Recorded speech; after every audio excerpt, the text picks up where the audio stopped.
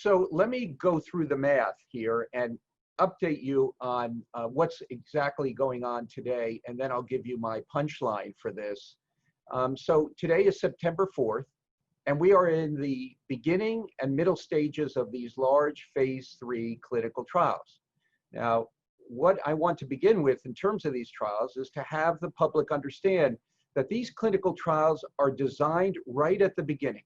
That is, we know what the clear endpoints for the study are to definitively assess whether a vaccine is safe or not. So we have to power up the study, that's what it's called, to get the right number of people, which is estimated to be about 30,000 people. And we have to have the right so-called demographics, people of different ages, people with different medical problems, so we can really see whether this vaccine is going to work. We then have two so-called arms of the study, the vaccine arm and the so-called placebo arm, where people receive a shot but doesn't include the vaccine. And then each individual gets 2 shots, usually about 2 weeks apart. Right now, only some people have gotten 2 shots, but many others haven't even gotten to their second shot. And then these studies are monitored independently by a so-called data safety monitoring board. This board needs to look carefully at how the data are coming along. And that's an incredibly important part of the study. Now, people who have been vaccinated are out in the community. They're told how to protect themselves. But really, we have to have natural infection occur so that we know whether people who have been vaccinated are protected or not, and that we cannot put a time limit on. And finally, we have to assume that no interval problems occur. Some problem with recruiting the right types of people, or perhaps there's a safety issue that needs to be investigated that could slow down the study. So just looking at the math, I think from my perspective, it's unrealistic to think that we will have a vaccine to market by even November or December, let alone October. Now, could it happen? Anything is possible, but I think it is highly unlikely, just given where we are today. So I understand that you're very concerned about these predictions. Why is that? Well, remember that the length of time it has taken to get to this point is incredibly compressed, much more compressed than any other vaccine development program in history by years. So it is risky, in my opinion, to go even faster because it can put lives at stake. You know, as a physician, we are taught that fundamentally we want to do no harm.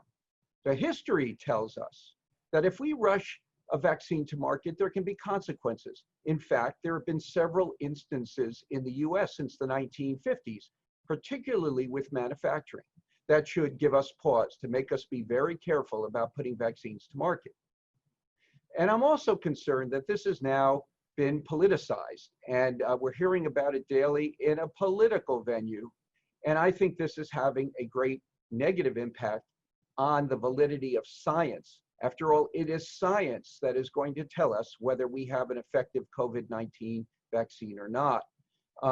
And that politicizing of science leads directly to another major issue, which is vaccine hesitancy. More and more people are questioning whether they'd even take the vaccine. So rushing this vaccine along has a problem on the front end, that is getting it safely and effectively to the market, but it also has a huge problem on the back end in terms of whether people would even take this vaccine after spending billions and billions of dollars.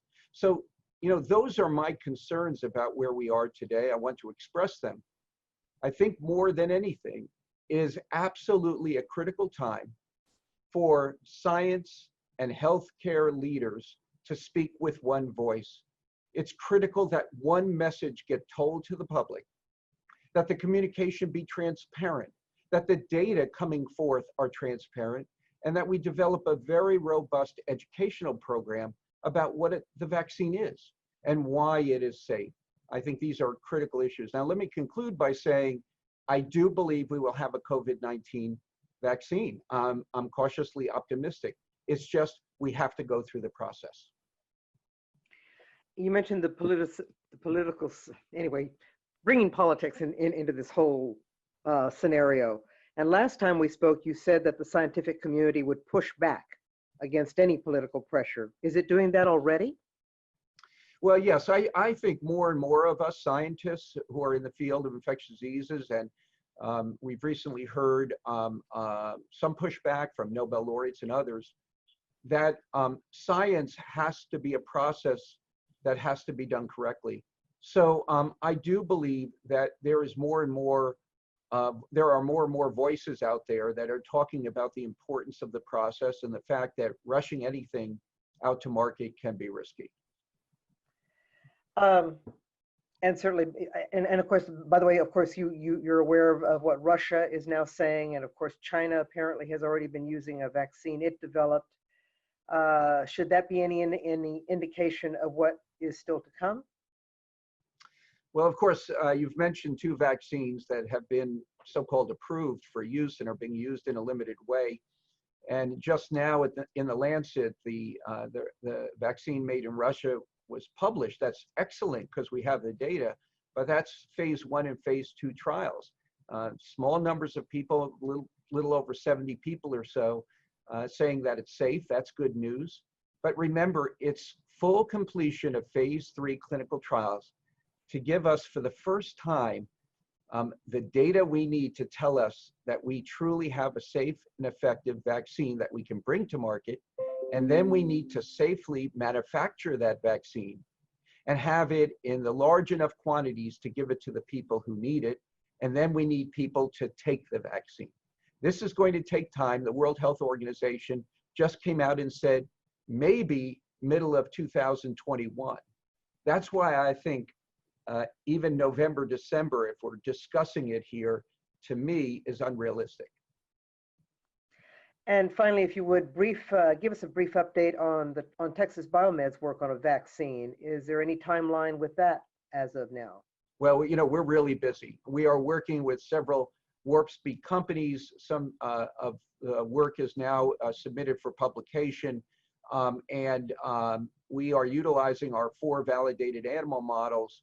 And I will tell you at this stage, we have some outstanding data that we share with our pharmaceutical company colleagues, and realize then that the data get put together, both the preclinical studies and models such as Texas Biomed has, and the clinical trials for the FDA to look at the full picture of a vaccine coming to market. So I'm excited about the work we're producing.